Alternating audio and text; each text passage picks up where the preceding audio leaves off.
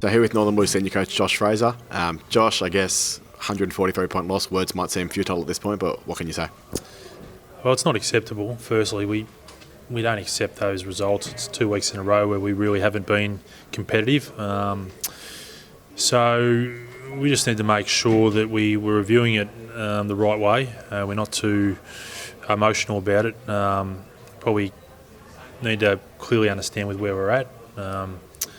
In a lot of different areas, there's one thing to produce 23 players on a weekend, but I guess in some ways our sides rotated a hell of a lot through personnel, and there was just a counterbalance of effort today. Williamstown are a quality side. They brought effort early, we didn't, and we're blown out of the water. And we'll hear a fortnight ago talking about our respectable losses and how the 4 points just seemed a matter of time away, and the last 2 weeks is 2 100-point losses. What do we need to do next week ahead of Coburg?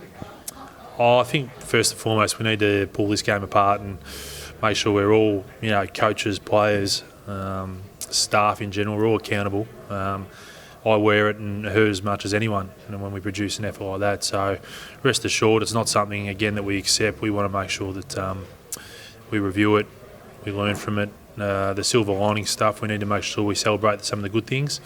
We had 2 players play their first game of footy today for our club, Sammy Pete and Dyson Stevens. We had some players returning from injury who were on restricted game time, so we celebrate being able to get them through, and hopefully they build from here.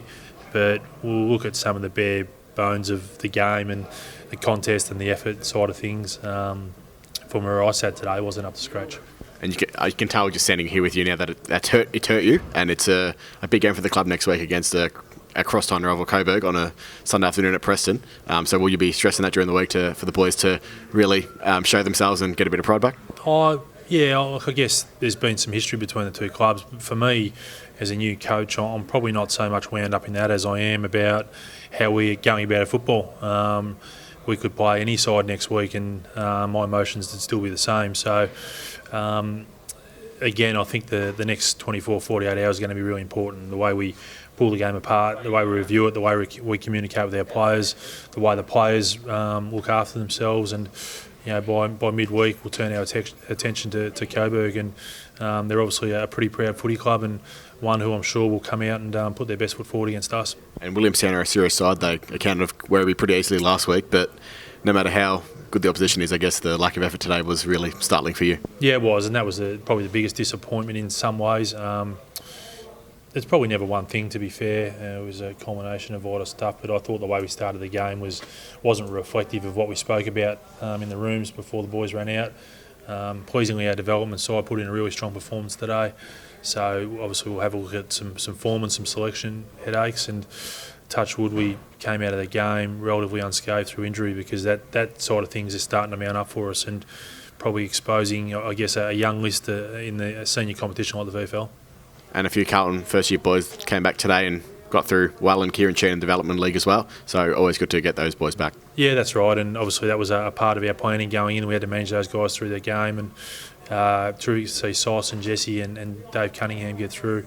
And Kieran returned, played half a game in development level. So we've got some boys there that we think are really going to add to our program, certainly at VFL level and potentially AFL level. We just haven't been able to see them on the park consistently enough, and today was a first step in a build in terms of fitness and form for those guys, and hopefully they take another step forward next week. And it was game number 99 for him today. It could be a big one for him next week. Just a quick word on Brent Branchgrove ahead of Coburg next week. I haven't had a lot of thoughts around that, obviously, but I guess if you're asking me about Brent as a person and a footballer, highly respected, certainly by the wider football community at VFL level, and someone that again hasn't known him for a long time. He's been a great source of inspiration for our young players, and I think his presence around the footy club is enormous. So obviously next week will be an important milestone for him, and one that we want to handle the right way, and if we get our performances right, hopefully we celebrate it the right way as well. And hopefully we get the captain back next week, but it's all about getting the 4 points against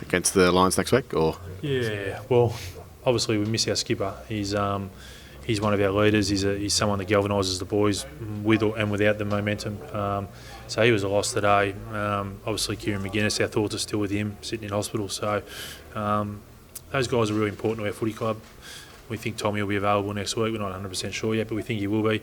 And the sooner Kieran can get recovered and get back on his feet, he's going to have a huge presence amongst the group as well. So we think we're a pretty tight-knit unit. Our playing group, our support staff, our coaches.